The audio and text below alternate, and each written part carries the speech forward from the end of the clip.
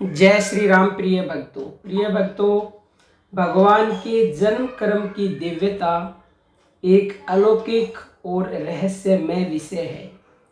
इसके तत्व को वास्तव में तो भगवान ही जानते हैं या फिर उनके भक्त थोड़ा बहुत जानते हैं, जिनको उनकी दिव्य मूर्ति का प्रत्यक्ष दर्शन हुआ हो। परंतु वे भी जैसा जानते हैं कदाचित वैसा कह नहीं सकते।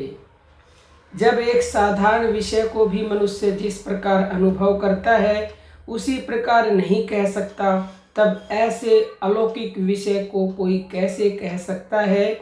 इसी विषय में आज विस्तार पूर्वक जानेंगे। वीडियो के अंत तक बने रहिएगा। शास्त्रों में प्राय स्पष्ट लेख भी नहीं मिलता जिसके आधार पर मनुष्य इस विषय में कुछ विशेष समझा सके। इस स्थिति में यद्यपि इस विषय पर हम कहने में असमर्थ हैं, लेकिन फिर भी आपको लाभ मिले जो शास्त्रों में लिखा हुआ है उसी के अनुसार हम आपको बता रहे हैं।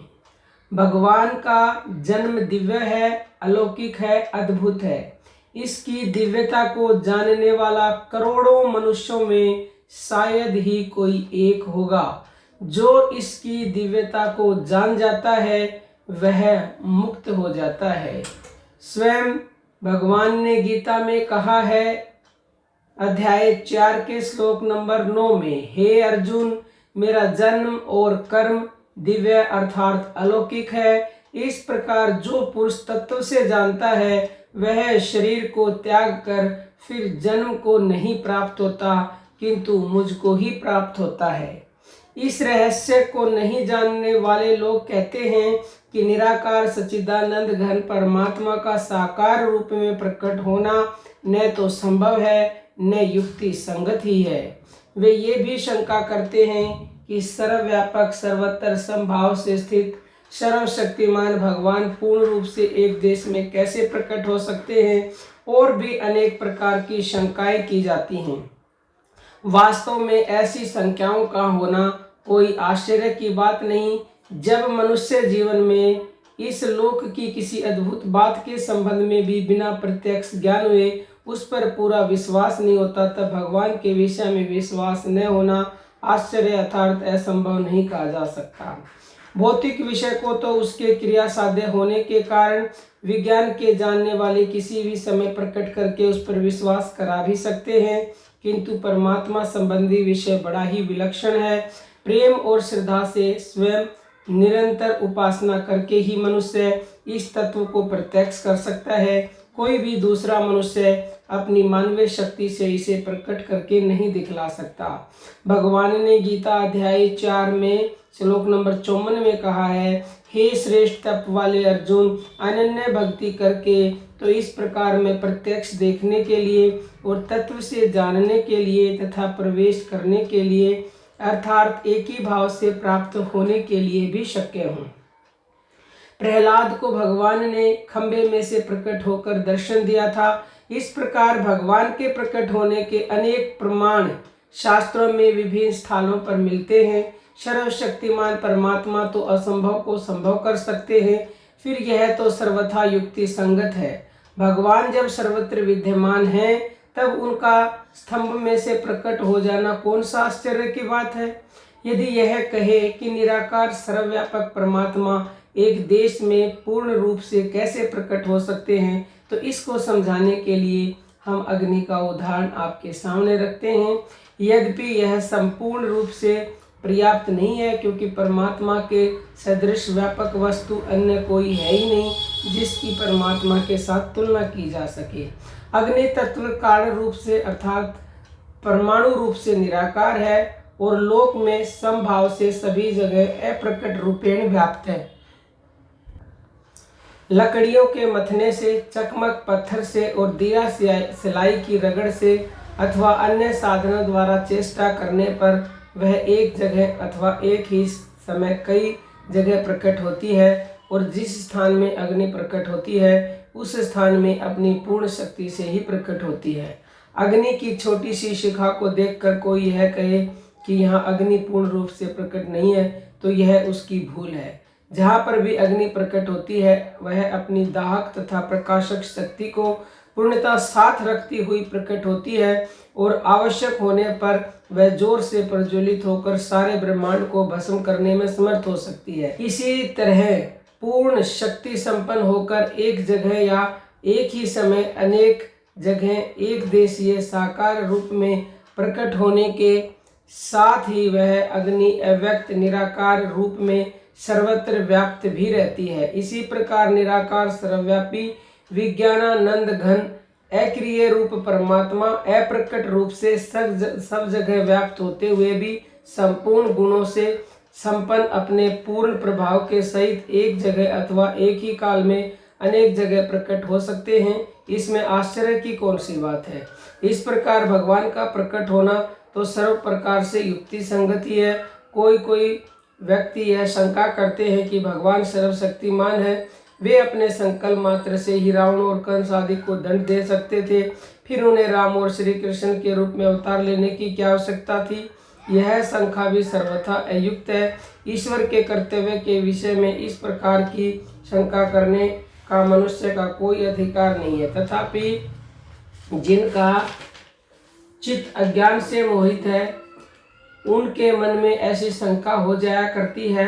भगवान के अवतरण में बहुत से कारण हो सकते हैं जिनको वस्तुतः वे जानते ही नहीं, फिर भी उनकी साधारण बुद्धि के अनुसार कई कारणों में से एक यह भी कारण समझ में आता है कि वे संसार के जीवों पर दया करके सगुण रूप में प्रकट होकर और एक ऐसा ऊंचा आदर्श रख जाते हैं, संसार को ऐसा सुलभ और सुखकर मुक्ति मार्ग बतला जाते हैं जिससे वर्तमान और भावी संसार के असंख्य जीव परमेश्वर के उपदेश और आचरण को लक्ष्य में रखकर उनका अनुकरण कर कृतार्थ होते रहते हैं। भगवान के जन्म और विग्रह दिव्य होते हैं, यह बड़े ही रहस्य का विषय है। भगवान का जन्म साधारण मनुष्य की तरह नहीं होता। भगवान श्री कृष्ण जब कारागार में वसुदेव देवकी के सामने प्रकट हुए उस समय का श्रीमद् भागवत का प्रसंग देखने और विचारने में मनुष्य समझ सकता है कि उनका जन्म साधारण मनुष्यों की भांति नहीं हुआ। अव्यक्त सच्चिदानंद घन परमात्मा अपनी लीला से ही शंख चक्र गदा पद्म सहित विष्णु के रूप में वहां प्रकट हुए। उनका प्रकट होना और पुनः अंतर्ध्यान होना उनकी स्वतंत्र लीला है। वह हम लोगों की उत्पत्ति विनाश की तरह नहीं है। भगवान की तो बात ही निराली है। एक योगी भी अपने योग बल से अंतर्ध्यान हो जाता है और पुनः उसी स्वरूप में प्रकट होकर दर्शन देता है, परंतु उनकी अंतर्ध्यान की अवस्था में उसे कोई मरा हुआ नहीं समझता। जब महर्षि पतंजलि आदि योग के ज्ञाता एक योगी की ऐसी शक्ति बतलाते हैं तब परमात्मा ईश्वर के लिए अपने पहले रूप में छिपाकर दूसरे रूप में प्रकट होने आदि में तो बड़ी बात ही क्या है। अवश्य ही भगवान श्री कृष्ण का अवतरण साधारण लोक दृष्टि में उनके जन्म लेने के समान ही हुआ, परंतु वास्तव में वह जन्म नहीं था, वह तो उनका प्रकट होना था। श्रीमद् भागवत में सुखदेव जी कहते हैं अध्याय 10 में, आप इन श्री कृष्ण को संपूर्ण भूत प्राणियों के आत्मा जाने। इस लोक में भक्तजनों के उद्धार के लिए ही वे भगवान अपनी माया से देहधारी से प्रतीत होते हैं।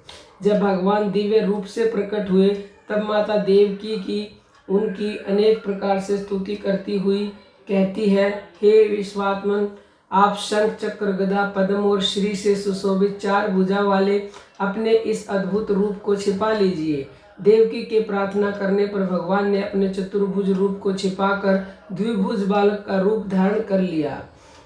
इससे उनका प्रकट होना भी स्पष्ट होता है। गीता में भगवान श्री कृष्ण ने अर्जुन से प्रार्थना करने पर पहले उसे अपना विश्व रूप दिखाया, फिर उसी प्रार्थना पर चतुर्भुज रूप धारण किया और अंत में पुनः द्विभुज रूप धारण करके दर्शन दिया। इससे प्रकट होता है कि भगवान अपने भक्तों की इच्छा के अनुसार उन्हें दर्शन देकर अंतर्ध्यान हो जाते हैं। इस प्रकार भगवान के प्रकट और अंतर्ध्यान होने को जो लोग मनुष्यों के जन्म और मरण के समान समझते हैं वे भगवान के तत्व को नहीं जानते।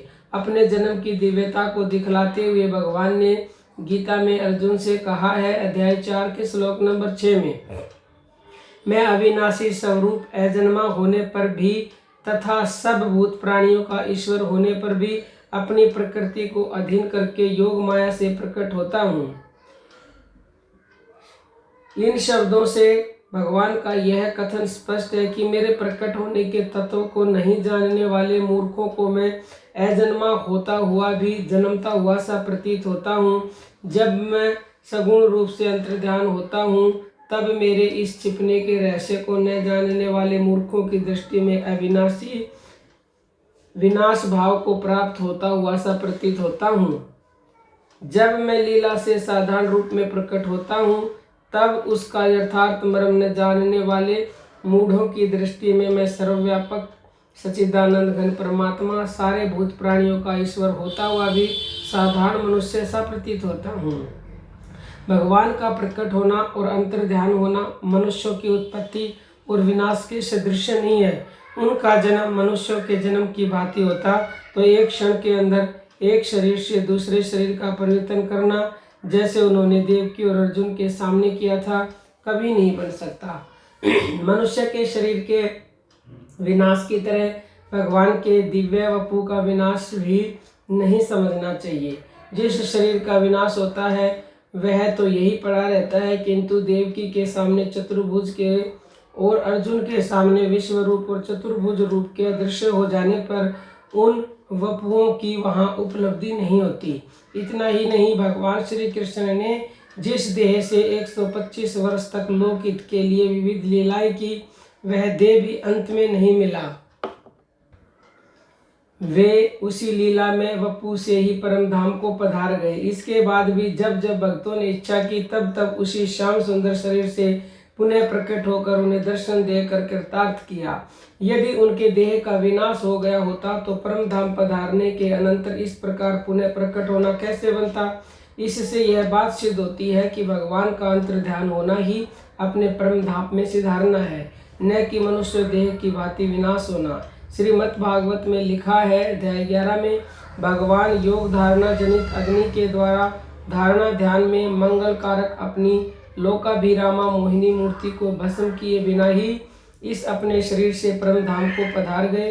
भगवान का प्रकाट्य भूत प्राणियों की उत्पत्ति की अपेक्षा ही नहीं किंतु योगियों के प्रकट होने की अपेक्षा भी अत्यंत विलक्षण है। वह जन्म दिव्य है, अलौकिक है, अद्भुत है। भगवान मूल प्रकृति को अपने अधीन किए हुए भी अपनी योग माया से प्रकट होते हैं। जगत के छोटे बड़े सभी चराचर जीव प्रकृति के और अपने गुण कर्म स्वभाव के वश में हुए प्रारब्ध के अनुसार सुख दुख आदि भोगों को भोगते हैं। यद्यपि योगी जन साधारण मनुष्यों की भांति ईश्वर की माया के और अपने स्वभाव के पराधीन तो नहीं है, तथापि उनका जन्म मूल प्रकृति को वश में करके ईश्वर की भांति लीला मात्र नहीं होता, परंतु परमात्मा किसी के वश में होकर प्रकट नहीं होते। वे अपनी इच्छा से केवल कारुणता वश ही अवतरित होते हैं। इसलिए भगवान ने गीता में कहा, अध्याय 4 श्लोक नंबर 6, ईश्वर का प्रकट होना उनकी लीला है और जीवों का जन्म लेना दुखमय है। ईश्वर प्रकट होने में सर्वथा स्वतंत्र है और जीव जन्म लेने में सर्वथा परतंत्र है।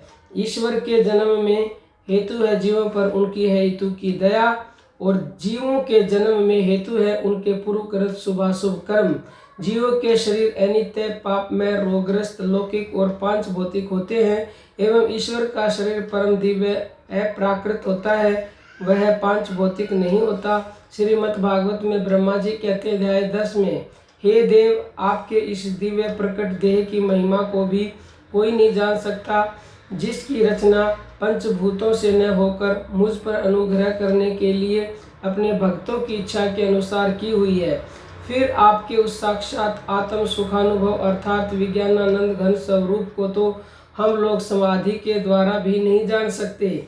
इससे भी यह बात समझ में आती है कि भगवान का शरीर लौकिक पंचभूतों से बना हुआ नहीं था, वह तो उनका खास संकल्प है, दिव्य प्रकृतियों से बना है, पाप पुण्य से रहित होने के कारण अनामय अर्थात रोग से रहित एवं विशुद्ध है।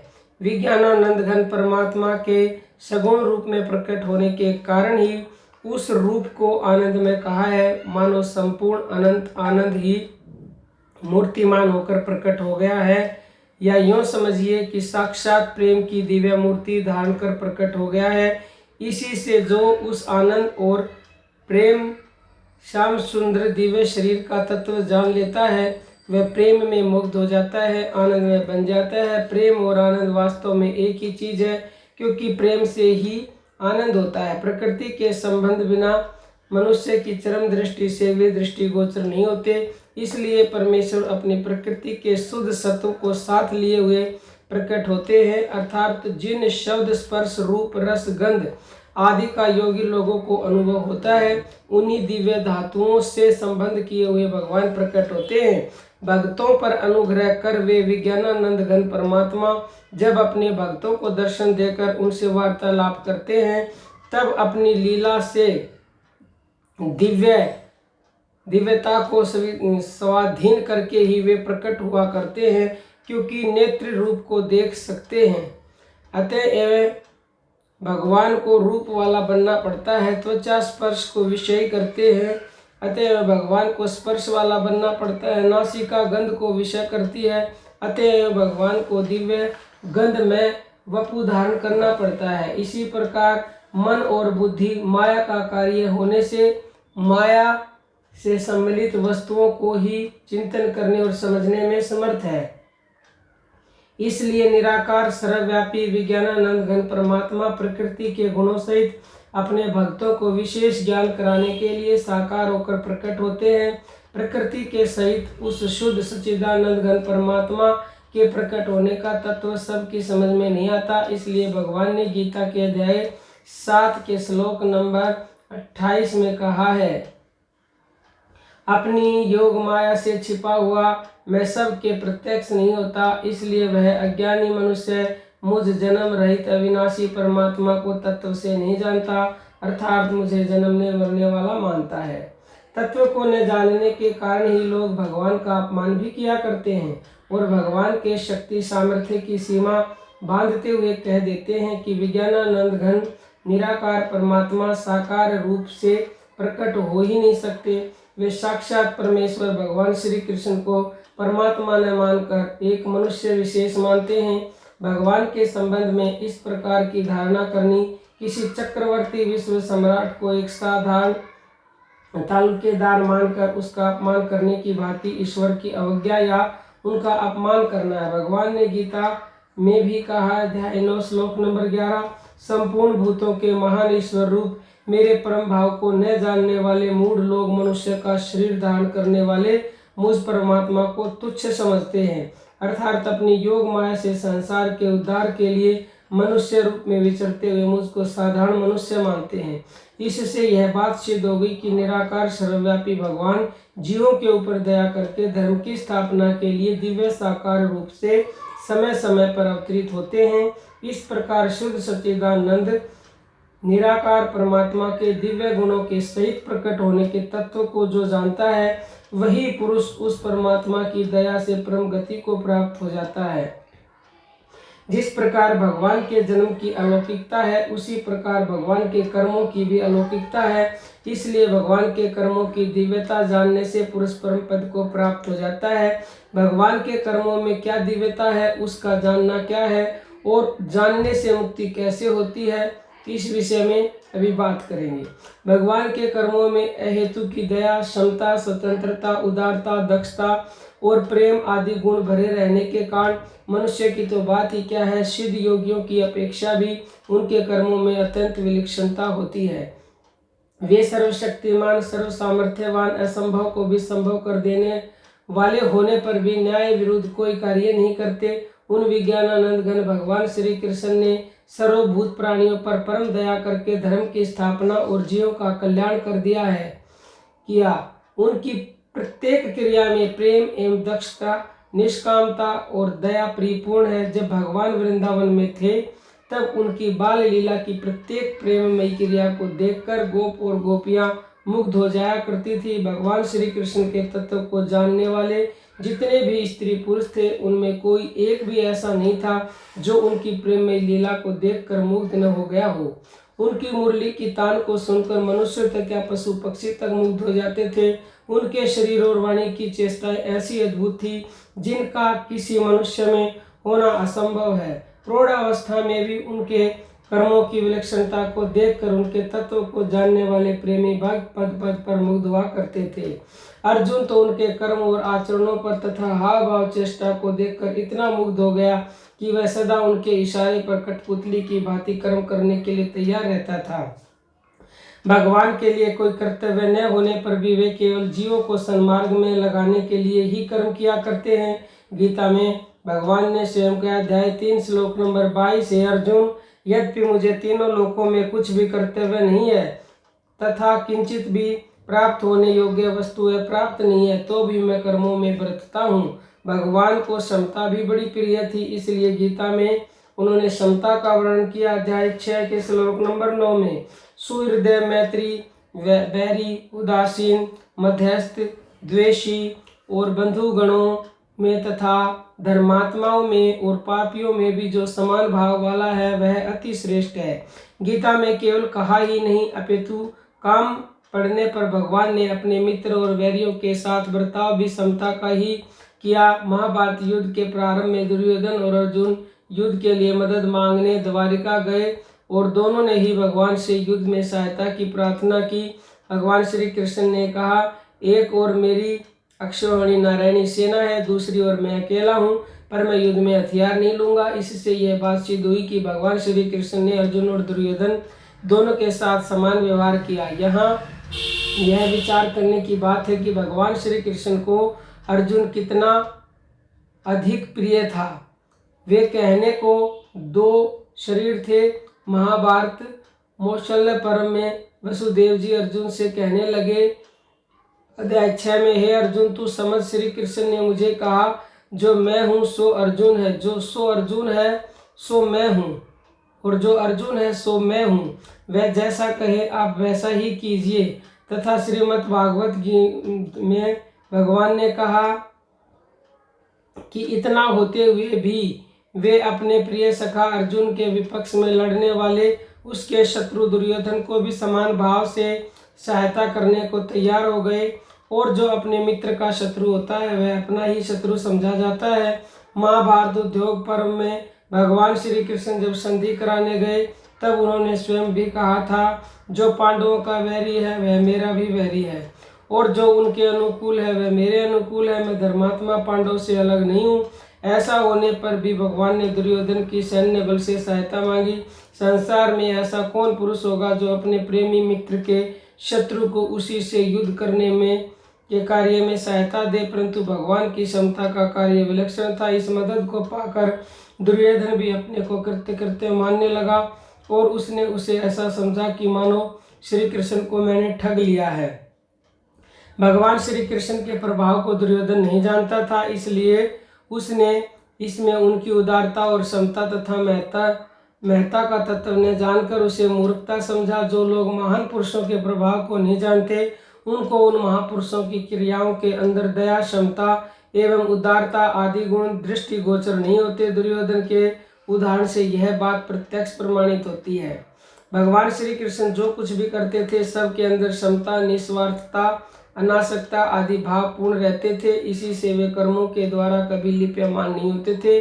गीता में उन्होंने कहा भी है, अध्याय 4 में, हे अर्जुन, गुण और कर्मों के विभाग से ब्राह्मण, क्षत्रिय, वैश्य और शूद्र मेरे द्वारा रचे गए हैं। उनके कर्ता को भी मैं मुझ अविनाशी परमेश्वर को तू अकर्ता ही जान, क्योंकि कर्मों के फल में मेरी सपरा नहीं है, इसलिए मुझको कर्म लिप्यमान नहीं करते। इस प्रकार जो मुझको तत्व से जानता है वह भी कर्मों से नहीं बनता। तथा हे अर्जुन, उन कर्मों में आसक्ति रहित और उदासीन के स्थित हुए मुझ परमात्मा को वे कर्म नहीं बांधते। भगवान की तो बात ही क्या है, तत्व को जानने वाले पुरुष भी कर्मों में लिप्यमान नहीं होते। अब यह बात समझने की है कि वह तत्व को जानना क्या है। वह यही है कि भगवान श्री कृष्ण को कर्मों में आसक्ति, विषमता और फल की इच्छा नहीं रहती थी। जो मनुष्य यह समझ कर कि कर्मों में आसक्ति, फल की इच्छा एवं विषमता ही बंधन के हेतु है, इन दोषों को त्याग कर अहंकार रहित होकर कर्म करता है, वही कर्मों के तत्व को जानकर कर्म करता है। इस प्रकार कर्म के तत्व को जानकर कर्म करने वाला कर्म के द्वारा नहीं बनता, ऐसा समझकर जो स्वयं इन दोषों को त्याग कर कर्म करता है वही इस तत्व को समझता है। जैसे संख्या, पारा आदि के दोषों को मारकर उनका सेवन करने वाले को हानि की जगह परम लाभ पहुंचाता है, इसी प्रकार विषमता, अभिमान, फल की इच्छा और आसक्ति को त्याग कर कर्मों का सेवन करने वाला मनुष्य उनसे न बंधकर मुक्ति को प्राप्त होता है। दूध में विष मिला हुआ है यह जानकर कोई भी मनुष्य उस दूध का पान नहीं कर सकता, यदि करता है तो उसे अत्यंत मूर्ख समझना चाहिए। इसी प्रकार कर्मों में आसक्ति, कर्तव्य, अभिमान, फल की इच्छा और विषमता आदि दोष विष से भी अधिक विष होकर मनुष्य को बार बार मृत्यु के चक्कर में डालने वाले हैं। जो पुरुष इस प्रकार समझता है वह दोषों से मुक्त होकर कभी कर्म नहीं करता। भगवान श्री कृष्ण के कर्मों में और भी अनेक विचित्रताएं हैं जिनको हम नहीं जान सकते। जो जानते हैं उसको भी समझाना बहुत कठिन है। हम तो चीज ही क्या है, भगवान की लीलाओं को देखकर ऋषि मुनि और देवता गण भी मोहित हो जाया करते हैं। श्रीमद् भागवत में लिखा है कि एक समय श्री कृष्ण चंद्र जी की लीलाओं को देखकर ब्रह्मा जी को भी मोह हो गया था। उन्होंने ग्वाल बालों के सहित बछड़ों को ले जाकर एक कंदरा में रख दिया। महाराज श्री कृष्ण चंद्र जी यह जानकर तुरंत वैसे ही दूसरे ग्वाल बाल और बछड़े रच दिए और गौ तथा गोपियों आदि किसी को यह मालूम भी नहीं हुआ कि यह बालक तथा बछड़े दूसरे ही हैं। वास्तव में ब्रह्मा जी जैसे महान देव ईश्वर के विषय में मोहित हो जाएं, यह बात युक्ति से संभव मालूम नहीं होती, किंतु ईश्वर के लिए कोई भी बात असंभव नहीं है। वे असंभव को भी संभव करके दिखा सकते हैं। विचारने की बात यह है कि इस प्रकार के अलौकिक तथा अद्भुत कर्म साधारण मनुष्य की बात ही क्या योगी लोग भी नहीं कर सकते। परमात्मा के जन्म और कर्म की दिव्यता का विषय बड़ा अलौकिक और रहस्यमय है। अर्जुन भगवान का अत्यंत प्रिय सखा था, इसलिए भगवान ने यह अत्यंत गोपनीय रहस्य अर्जुन के प्रति कहा था। इस प्रकार भगवान के जन्म और कर्म की दिव्यता को जो तत्व से जान जाता है वही भगवान को तत्व से जान जाता है। इसलिए हम सबको इसके तत्व को समझने की कोशिश करनी चाहिए। जो पुरुष तत्व को जितना अधिक समझेगा उतना ही अधिक आनंद में मुग्ध होता हुआ परमात्मा के नजदीक पहुंचेगा। परमात्मा की कृपा बरसेगी, उसके जीवन में लाभ ही लाभ और सुख ही सुख होगा। उसके कर्मों में भी अलौकिकता भासने लगेगी और वह भगवान के प्रभाव को जानकर प्रेम में मुग्ध हो शीघ्र ही परम गति को प्राप्त हो जाएगा। तो प्रिय भक्तों, इस वीडियो का एक एक शब्द ध्यान से सुने। एक बार में समझ में नहीं आता तो वीडियो को दोबारा सुने, क्योंकि ये बहुत ही गूढ़ और अलौकिक विषय है भगवान के जन्म कर्म की दिव्यता का। इसी के साथ हम अपनी वाणी को विराम देते हैं। जय श्री राम। प्रिय भक्तों।